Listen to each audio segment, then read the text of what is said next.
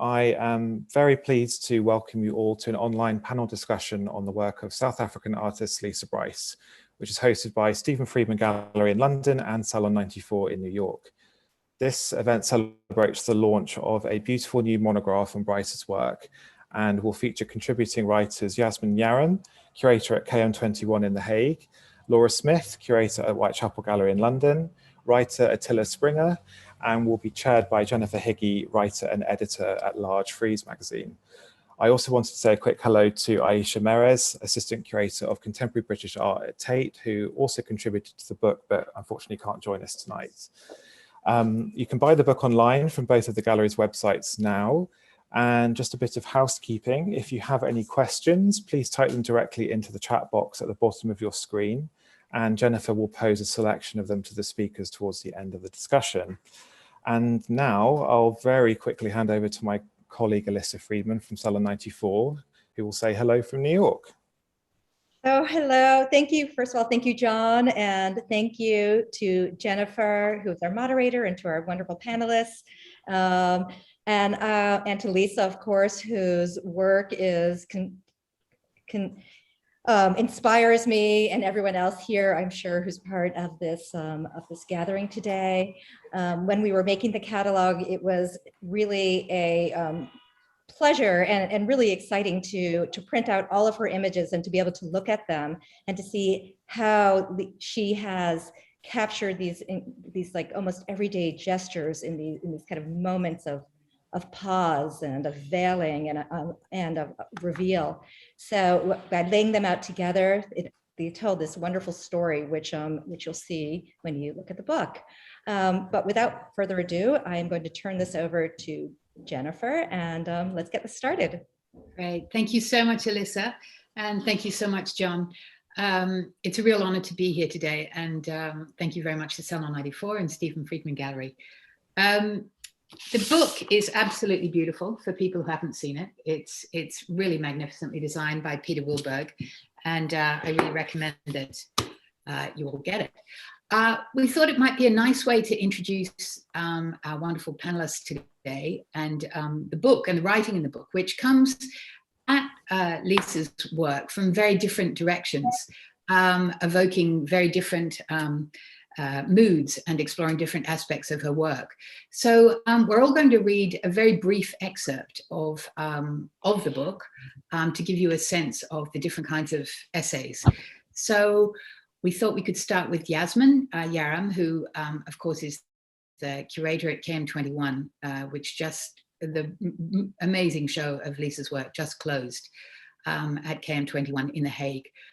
So Yasmijn, over to you. Yes. I wrote the introduction for the catalogue that I will read out now. Lisa Brice's paintings and works on paper present themselves like scenes from a film. We encounter women at apparently unremarkable moments, empty and unscripted.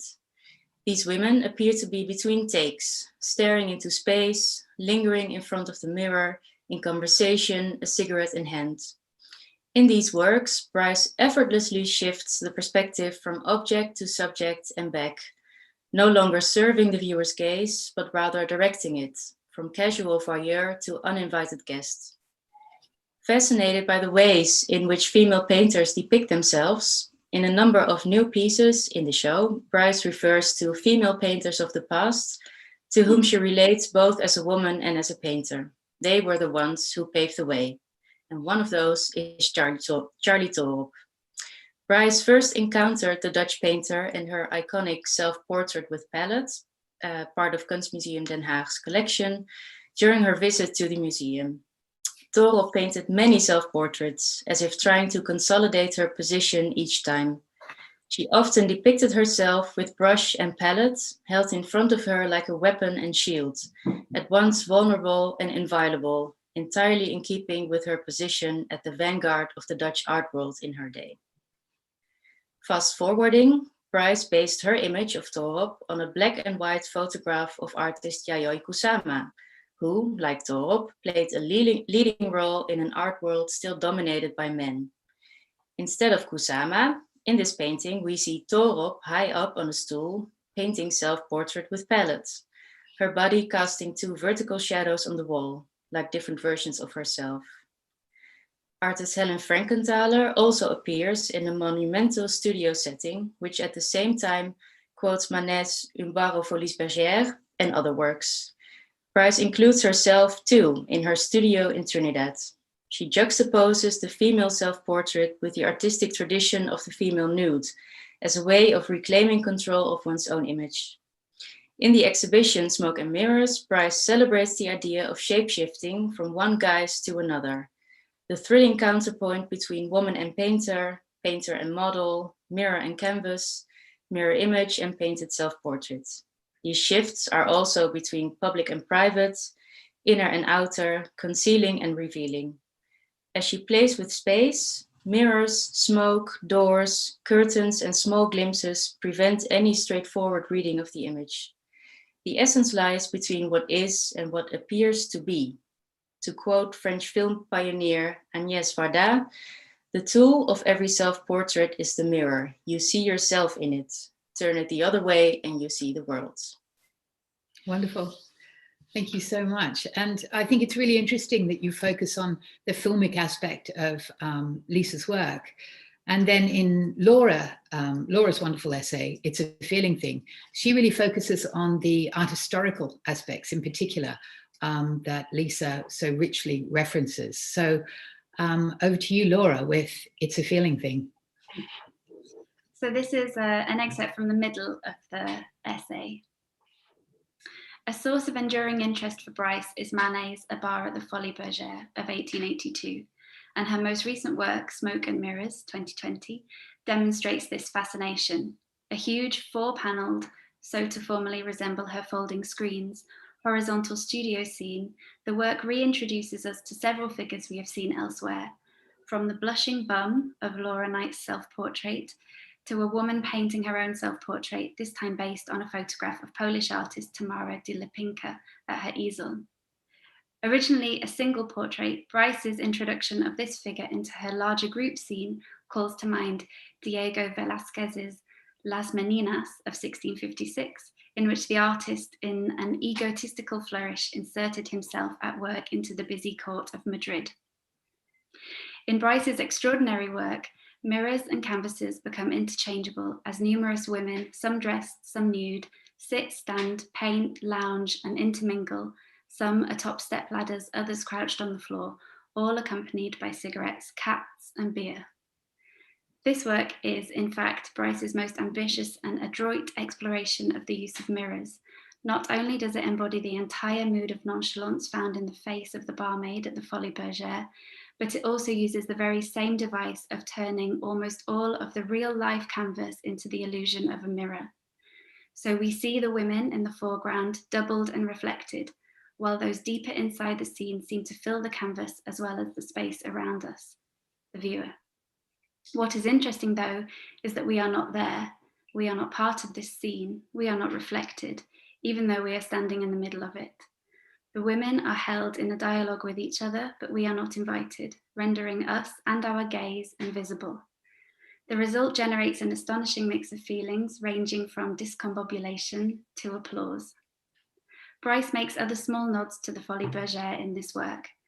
The moon in her densely layered scene echoes the round lights in the Parisian bar, and the green boots perched at the top of one of her ladders refer to the dangling feet of Manet's trapeze artist.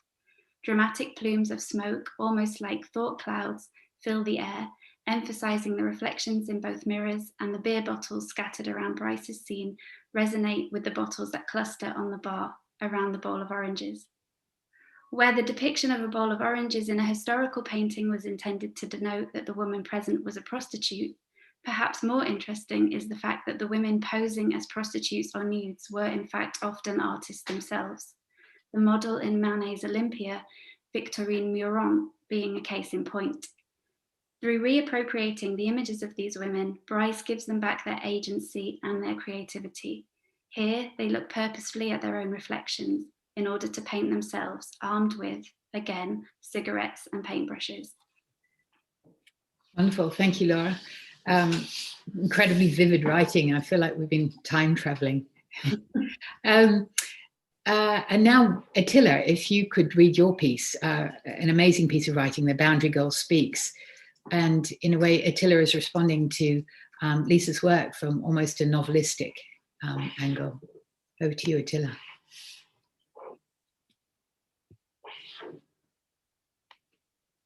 Unmute. Ah. Thank you, Jennifer. So my piece is called Boundary Girl Speaks, and it's as you said, it responds to one of Lisa's amazing paintings, and it tells the story of the boundary girl. There is a plant here in the countryside where there are no fences. You put this plant down to mark the point where your land begins or ends. You are never told its proper Latin biological name. You do not know the name that the first people to come here called it. You do not know what it is called on any other island around here. Boundary plant. It is beautiful in its own tropical way. The leaves are red, or sometimes a deep purple, like a blood stain or a bruise. We love to mark things here. A piece of Reckitt's Crown Blue in a white cloth bag pinned to the chest of a newborn to guard against Maljo, the evil eye. A red flag on top of a new roof to appeal to the gods to keep it safe.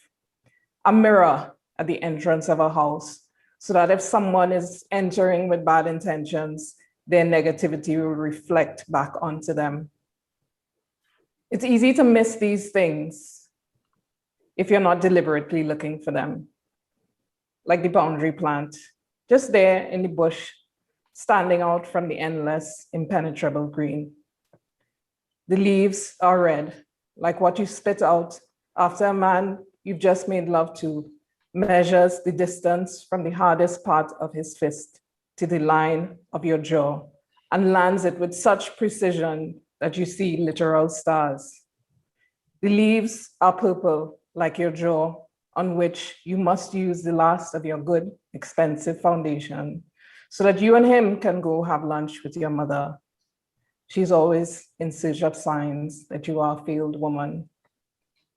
The boundary plant doesn't have the spiky aggression of barbed wire in town. It is not modern looking. It is not a fancy metallic chain link that can rust or be quickly cut. The boundary plant is not a mark of protection. It is just the land's subtle reminder of who owns what. It's easy to miss these things if you're not deliberately looking for them. One day, a woman much older than you will point them out in the course of pointing out many other plants. This woman who never went to school, can barely read, she knows things about life and love and survival that she delivers in short, sharp doses. Open your eyes to what is there, she will say. One day, because you are a woman and you are opening your eyes to what is there, you will notice that your body is not yours. When you are 11, you observe that your body belongs to big people who are marking time to decide whether you will be a blessing or a burden. One day, you start to notice these things. You start to notice the boundary plant in the bush. You start to understand that certain things exist as reminders of your unowning. So that's my little piece. Wow, really wonderful. Thank you, Attillah, and we'll be returning to some of the themes that you so beautifully evoke in your writing. Okay, so I'll read my little bit out now too from my piece, Smoke and Mirrors. Epochs and geography shifts with a flick of paint. She's Frida Kahlo in Mexico, Helen Frankenthaler in the States, and Nora Heysen painting herself in her father's studio in Australia. She's the black model Laure, a woman who is only known by her first name, bearing flowers in Edouard Manet's Olympia. Almost 50 years later, in Félix Vallotton's The White and Black, she morphs into the legendary model and circus performer Aika Goblet, who, sitting at the end of a bed, smokes thoughtfully as she observes a reclining woman. She's Gertrude Stein, her face a mask, reworked by Picasso. She's Angra's Odalisque and Lois Mailou Jones in the 1930s, joyful at her easel with a cat on her shoulder. She's the shivering 19-year-old Elizabeth Siddal drowned in John Everett Millais' Ophelia, plucked from death and rendered upright. She's a riposte to the anonymous half-dressed woman in William Rothenstein's drawing, Parting at Morning from 1891. She's a tough Lee Krasner smoking in front of a stack of painting, her mouth resolute, her hand on her hip. She's the dreamy young woman modeled by the actress Ellen Andre, alone in a bar with a drink and a cigarette in Manet's Plum Brandy.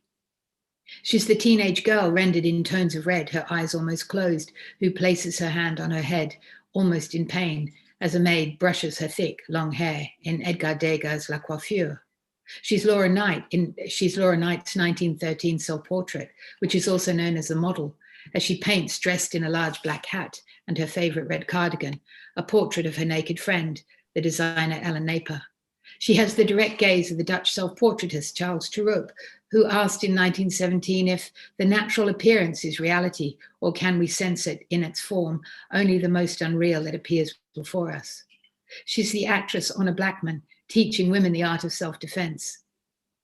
She's the arched black cat, its eyes small pinpricks of light staring out at us, on the end of Olympia's bed. Did Manet believe in spirit animals? She's an uncaptioned photograph in a magazine, a blurry detail in a newspaper. She's been forgotten and half remembered. The details of her life are hazy. We know what she looks like, but we don't know who she is. So I think one of the many rich aspects of Lisa's work is that, as these 4 pieces of writing have demonstrated, everyone responds to her work in a very different way and is attracted to it for very different reasons. And I wonder if we could just begin with a very simple question. What is it about Lisa's work that first drew you to it? And Yasmijn, as the curator of this major exhibition in The Hague that has just closed, perhaps you could open with your observations. Mm-hmm. Absolutely. I guess I was first intrigued by the sort of quiet activism in Lisa's work, that there's a serenity and a kind of classical appearance on one hand, and on the other hand, there's this punk attitude that these women have over them. And I think that the strength of Lisa's work is, in my view, how she clearly challenges and contests our idea of icons of Western art history without dismissing them. So her work is a critique of Western art history, but also a tribute to it. And I think this layered approach, together with this enormous visual richness, makes it exciting and also very accessible for a broad audience, which is also what I experienced among visitor reactions to the show. Yeah, I think this role that Lisa performs in a way of being at once a great fan of art history and many of the great paintings that many of the great men of art history have painted. But she's also, as a woman, very critical, of course, of the gender exclusion that lies at the heart of a traditionally told art history. And Laura, you mentioned, of course, a lot of, many of the great painters who have included women in their pictures, and many of who have only recently started to become recognized. And what was it about Lisa's work that you were first drawn to? Well, I think similarly, I'm interested in the kind of internal conflict of being a fan of the Western canon male genius, whilst also critiquing it. And as Yasmijn said, I think Lisa does that beautifully. But I've also for a long time been really interested in the way that women present themselves, and particularly women artists, the way they depict themselves as artists. And Lisa does that both for herself and for other artists. So this kind of layering of content, as well as the actual layering that devices that exist within her painting, I think is a really clever take on For example, that portrait by Laura Knight, self-portrait from 1913, which is one of my all-time favorite paintings. And you see those blushing bum cheeks reappear throughout Lisa's practice. And that just brings me so much joy. And the playfulness, I think, that playfulness that she brings to that critique is really exciting to me. Yeah, absolutely. And Attillah, your short story, in a way, about the boundary is again coming at it from the work from a very different angle. And, you know, I was really interested in the way you were using language, which was in a very visual way. There was one line of yours, as she plays with space, mirrors, oh no, sorry, this is the first rite of passage that marks your unowning. This gives way to an endless list of things you must not do. Could you elaborate a bit on that, on what you're exploring here, and also what was it about Lisa's work that drew you to it as well? Okay, to start with, what drew me to Lisa's work, I see myself in lots of her paintings. I mean, I know some of these spaces, the bars where these paintings are, you know, set. And so they have a kind of very visceral connection for me. But also what's interesting is that you never see women at rest in these spaces. So a lot of the times women aren't really given access to bars to just line or just be themselves, be at rest, be at ease. And so, you know, the provocation of that, you know, juxtaposition of women being in those spaces and women just kind of doing what they want to do is what excites me about the work. When Lisa and I talked about her work and about Trinidad specifically, about these women who present themselves in her work, you know, one of the things that we talked about was just the violence of the space and how spaces of leisure can also be spaces of violence. And also how women then have to navigate in these spaces. And it's always about the list of things that you can and can't do. It's about, well, you have to carry yourself. It's interesting that Laura's talking about carrying yourself in a particular way. It's like, you know, there is this obsession within the, you know, within the way women are raised or girls are raised about not drawing attention to yourself, not being, not creating a target for yourself, not creating possibility for you to become a target or become a way of people bringing attention to you. I don't know where that, are you all hearing that noise or is that in my imagination? It's okay, it's gone. Like a very loud pounding. Very interesting. Oops. This is so interesting. Sorry, I'm just hearing this really loud noise, but I don't know where it's coming from. Okay, it's okay. We can hear you quite clearly above it, so it's probably all right. Sorry, let me just close some of the other things.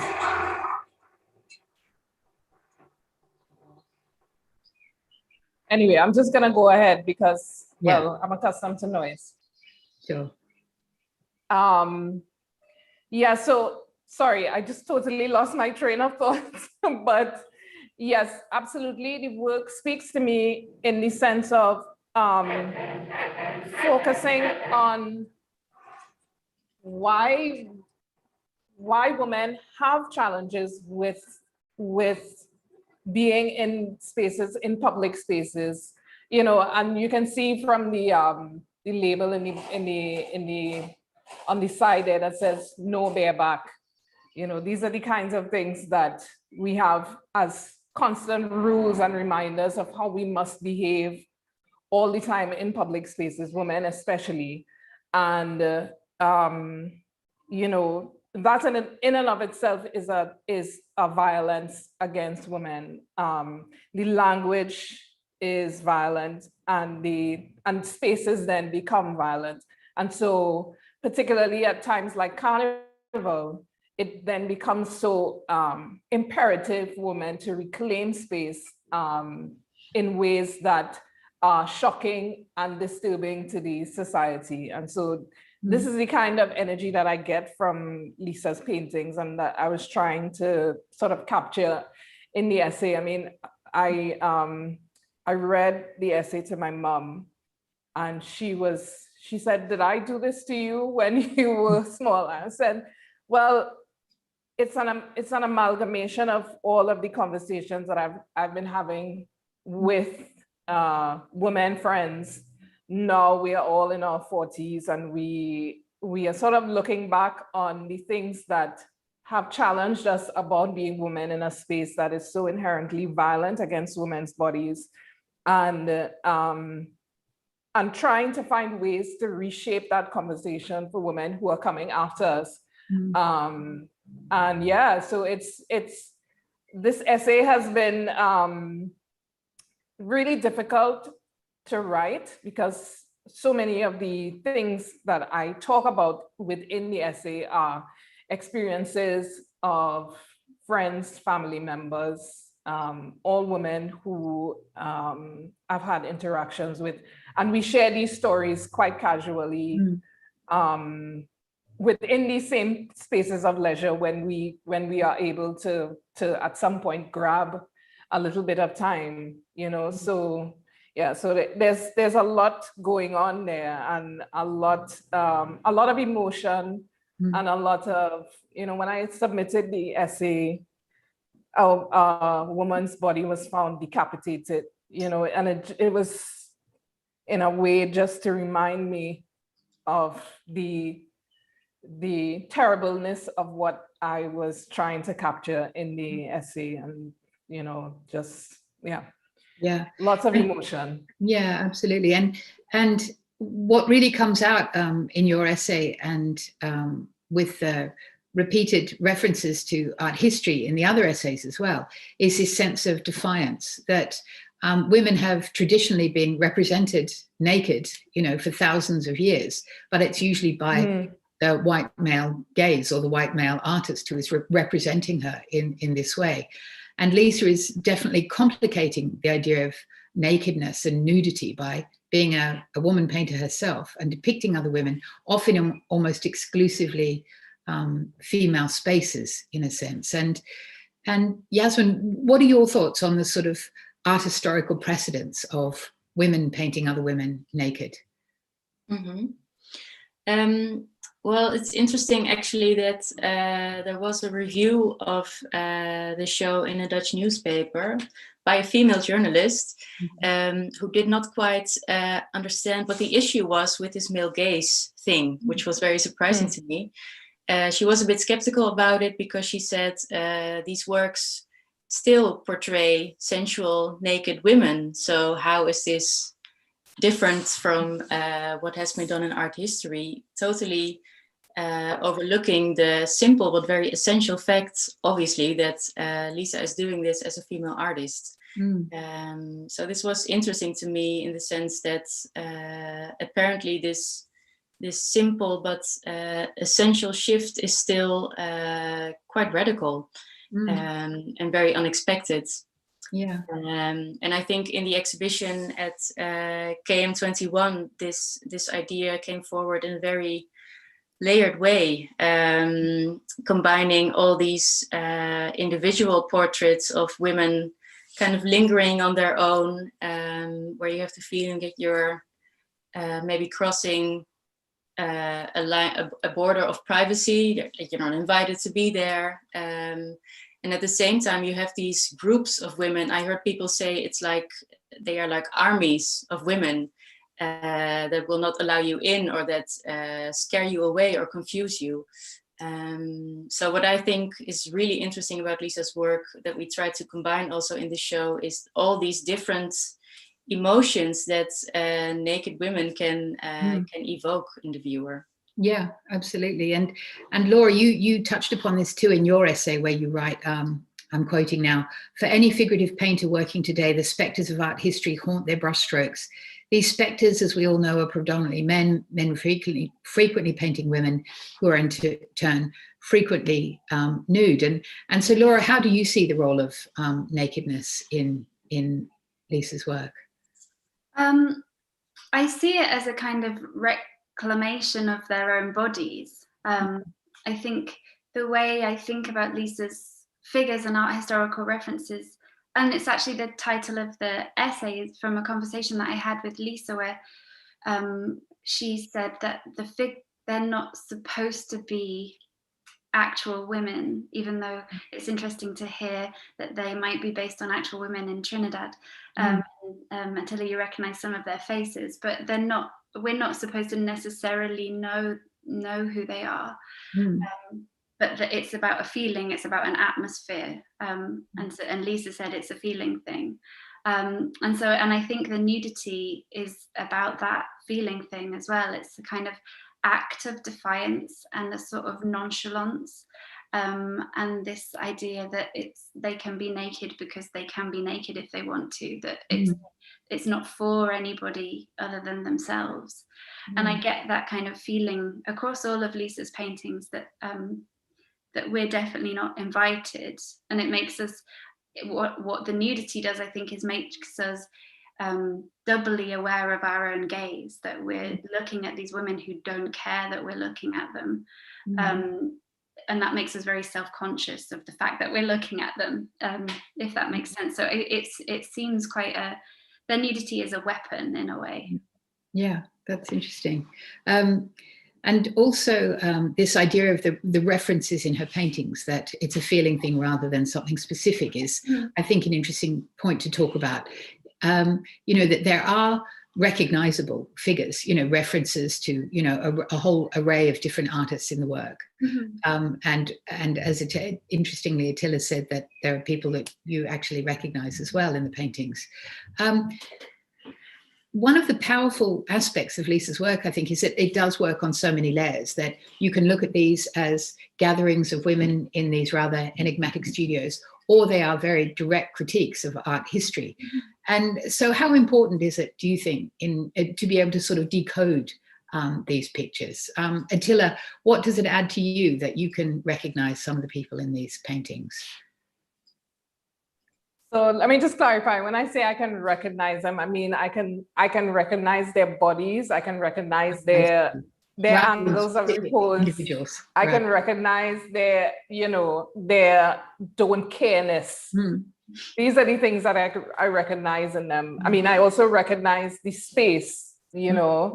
Those spaces of liming, and liming being a Trini word, which means informal gathering in a public space, right? So like I see myself, but I also see the shapes and the energies of women that I recognize. And I just want to say this whole question of anonymity and not being able to identify who the woman is also comes out of the carnival tradition, and that whole thing about covering yourself with some sort of pigment, whether it is molasses, or whether it is blue paint or red paint or whatever kind of paint. It is also about the sort of subversion of the individual self to create this idea of mass, right? So as somebody was saying, it's this army of women, and this is what I get as well, this army of anonymous women who have disguised themselves in a very recognizable way, so that their true spirit can shine through. The real core of who they are is able to manifest in public, without the individual judgment that is placed on people because of respectability politics. You know, so I absolutely feel connected to the colors. And, you know, I mean, as I was pointing out in the piece, everything is a sign and symbolic here, you know, so the use of blue is very specific. One, it refers to the Blue Devil, which is a very well-known character in the pantheon of characters that take place at the carnival time. But blue is also a color which is about, and I talk about that in the essay. Blue is a color which is very powerful in terms of warding off negative energy from you, right? So blue is a color of protection and defense, and so that gives it a whole other level of meaning as a Trinidadian looking at it from a very different lens of African spirituality. You know, you can get a whole other level of meaning from this use of blue. Absolutely, and Lisa, in her really super interesting conversation with Aika Marys in the catalogue, she talks about being released from the usual perception of oneself and others in terms of carnival and the sort of veiling of who one might be, and so what is the significance of the blue to Trinidadian culture? Because obviously blue in European cultures has intimations of twilight or of melancholy, or, you know, of feeling blue. And then there's Picasso's blue period. So there's another art historical reference. But as you said, in Trinidad, there's a very specific meaning to blue, and Ricketts blue. And maybe you could talk about that for a moment too. So, you know, we have multiple faiths and spiritualities that are represented here. So, you know, for people who are followers of Yoruba spirituality, which was brought with enslaved Africans, blue actually is the color of Yemonja. Yemonja is the goddess of creation, fertility, the mother of all, right? So blue means that. And then there is, as I mentioned before, blue is also so blue is also representative. If you look at Yemonja, blue is also representative of creation, of motherhood, of fertility, and of you know, a sort of overall energy of what creation is, right? So you have that. Then you also have, for Hindus, blue also has lots of significance. So blue is the color of Lord Krishna, but actually Krishna is so black that his skin becomes blue. So there's also a whole other level of perceptions of blackness that are tied into the blue as a representation.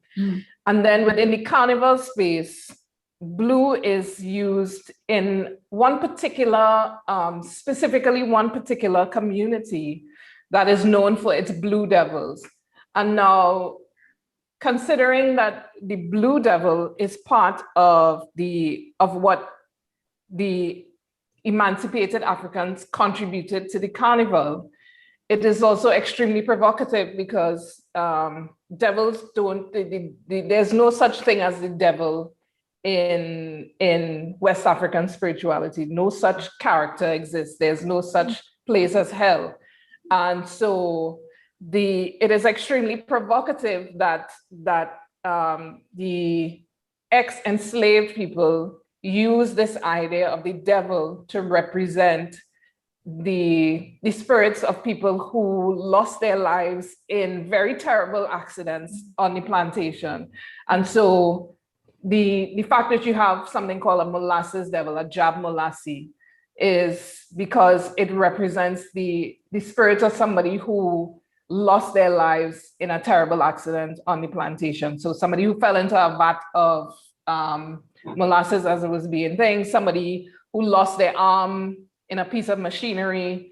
And when Carnival happened, specifically Juve, there is this time, again, the dawn, where it's dark and where there is room and space for a lot more anonymity, where the body was covered in different pigments, different colors, different, it could be mud, it could be paint, it could be blue.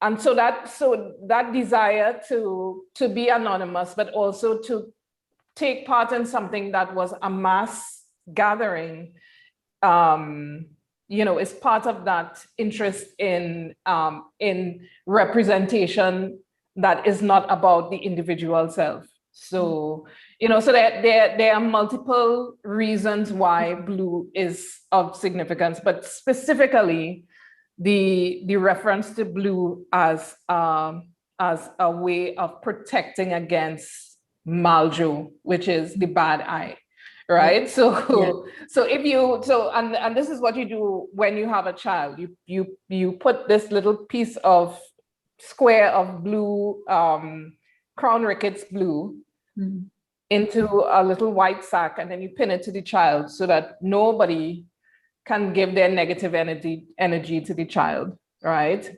And when you're playing a Blue Devil mass, you crush these squares of crown wickets blue, mix it with water, and then you adorn your entire body with this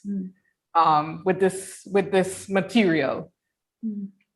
And it is a way of, again, transcending your personal and individual self to achieve something else, right? I mean, so yeah, this role of transformation and ambiguity is extremely powerful, I think, in Lisa's work, where everything from color to nakedness can be both specific and literal, but it can also be sort of deeply symbolic. Laura, if I could ask you, what are your thoughts on the role of color transformation and ambiguity in Lisa's work? Well, I mean, I can't speak in anywhere near as much detail as Attillah has just done about the use of blue. And I find, and when I did research into it and read and spoke to Lisa about her use of blue, I found everything that Attillah has just said so moving and important, and kind of gives the work a whole different dimension. But I think if you don't know all of that history and that the religious background to it, I think it allows the women in Lisa's paintings to be every woman. So it sort of gives them a relatability that, I mean, I wish I was that nonchalant and cool. I'm definitely not cool enough to be in one of Lisa's paintings, but it kind of makes them feel like they could be you, or you might know them, or you might recognize them, or you might be able to share an affinity with their army. I think it makes them almost more approachable. Yeah, absolutely. Yasmijn, in terms of putting an exhibition together of Lisa's work, I think one of the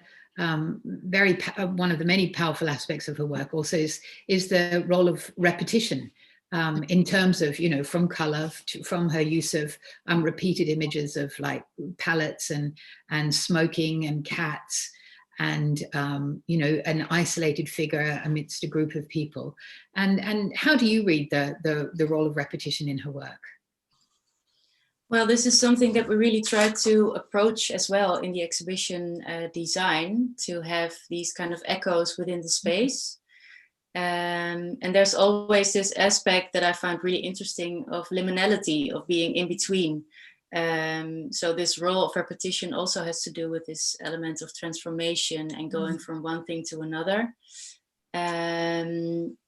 And it also, I mean, I remember when I visited Lisa's studio in 2019, I think, while preparing this show, when I was still able to travel, I was very struck by the works in her studio and almost seeing them as ghosts, seeing these images repeated every time again and in slightly different context and colors. And yeah, that's also one of the many meanings of the title Smoke and Mirrors that we give to the show. This kind of, well, apart from, of course, the literal presence of lots of smoke and mirrors in Lisa's work, and also the many names of female artists from the past that went up in smoke. The title also really refers to the way Lisa deals with space and composition, almost like a magician, you could say.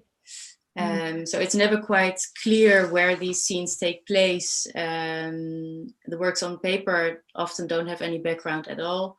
And the paintings spaces are very layered and abstract, and yeah, these, as I said, liminal spaces on the verge of transformation. And as a viewer, you can never quite enter these spaces, I think, which keeps you motivated to try to get in, and yeah, it leaves you puzzled and disoriented, and this effect of repetition enhances this feeling, I think. Yeah, I mean, you quoted Agnes Varda in your introduction, and could you talk a little bit more about what you see as a sort of almost filmic aspect of her work? Well, as I mentioned, this idea of being in between takes, there's not often action going on within the works. Sometimes the women are painting, but often they are smoking or seem to be waiting for something, or just sitting there, standing there. And also the way Lisa directs the gaze, for me, is very comparable with a film director. And the works also, especially when you see these lines of repeated drawings, small works on paper, they also function a bit like storyboards, is my feeling. And this cinematic aspect is very present, I think, in her work. On a slightly, and I don't mean this to sound frivolous, but I really love the cats in Lisa's work. And I've actually never really asked her literally, like, what does the cat signify to you? But the cat reappears again and again. And what's everyone's thoughts on the cat? Attillah, what are your thoughts on the cat? Yeah, I also really like the cat. I like that the cat is just doing its own thing as well. And just, yeah, nobody's really interacting with the cat. I just, yeah, I don't know. I never really thought about why the cat was there, but, you know, coming from a place like Trinidad where you have stray animals all over the place, it's not uncommon to see a cat just saunter into a bar. Yeah. You know, so I would say it fits the landscape. And yeah, I think the cat just situates it in a different way for me. It's like, yeah, it would have a cat there. And there's something about the self-containment of the cat too, isn't it? I mean, it sort of echoes the mental resilience of these women who seem very self-absorbed in a way. Yeah, And the cat is in a way is just also very self-absorbed as well, and just kind of doing its own thing. Yeah. Laura, any thoughts on the cat or the art historical role of the cat in painting? I might be wrong, and Lisa, if I am, I'm sorry. It's the original cat in Lisa's work came from Olympia, right? From the end of the bed. Yes. Manet's Olympia. And then, I mean, exactly what you've just said is my feeling, is that the cat is sort of the embodiment of the mood of the painting, this sort of independent aloofness that a cat has. Although mine is like crawling around trying to get me to feed him right now, so he's not so aloof. And I think it sort of feeds back into that idea of the repeated women and the repeated character that, for me, it emphasizes the filmic quality of her work, in that these women feel, it's maybe as if we're living inside Lisa's universe, and though we don't know who these women are, it seems like she knows them. She's very familiar with them, and she's very familiar with the cat. And so it's this kind of repeated universe of this kind of matriarchal ideal universe of women who don't care that they're being looked at, and the cat is there with them along in this. So yeah, I think it continues the mood. Yeah, absolutely. We have a question from the audience. Could you perhaps discuss the relevance of Lisa's background in printmaking in relation to her use of repetition? And that's really, I mean, because we actually haven't discussed at length that these are mainly paintings that we're looking at, and of course works on paper. Maybe Yasmijn, you could talk about her background in printmaking and your thoughts on that. Well, I guess the printmaking is actually how I got to know Lisa's work in retrospect, because I got to know her work through her show at French Riviera in East London, that I did not see in person, but I saw documentation of it, I think about 2 years after. And there she had many textile works. So prints on fabric, on silk, if I'm not mistaken, which were kind of domestic scenes printed on these fabrics, floating loosely in the space. And we actually talked about the possibility of including these works in this show at KM21 to show this kind of evolution from printmaking to the more painting works.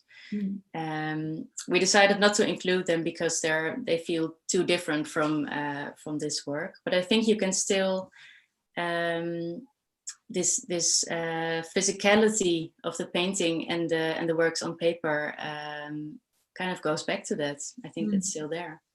Yeah, that's super interesting. I realize that we're coming towards the end of our time. It's gone very quickly. There's been so much to discuss.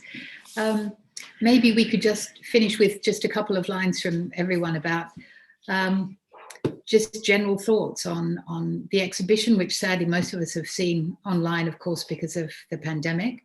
And I know that Lisa's watching this as well. So I just want to sort of raise my metaphorical glass to Lisa on her extraordinary work.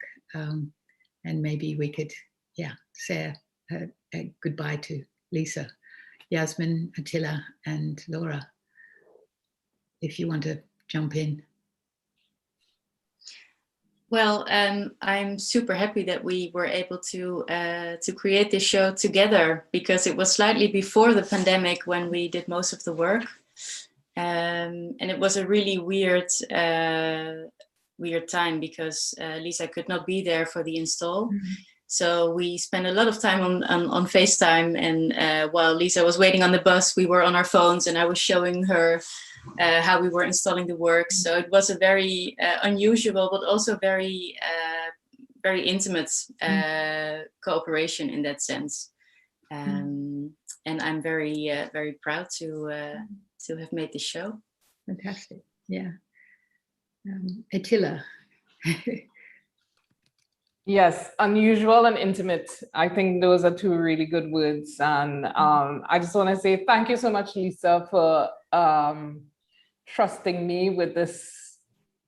I don't know, I'm so deeply honored to write about your work and write about Trinidad in a way that people are not comfortable with us writing about ourselves, but you know, I think the bodies of these women need some stories to be told with them, and I'm really thankful for the opportunity to tell, you know, to delve into the universe and give these women some backstories. Yeah. And Laura. I just want to say thank you to Lisa for, so I originally wrote the essay around her Stephen Friedman Gallery exhibition, and it was an honor to spend so much time with her and so much time with her work then, and then again to revisit the essay and expand it in light of the new work and the new exhibition, which I wish I had seen.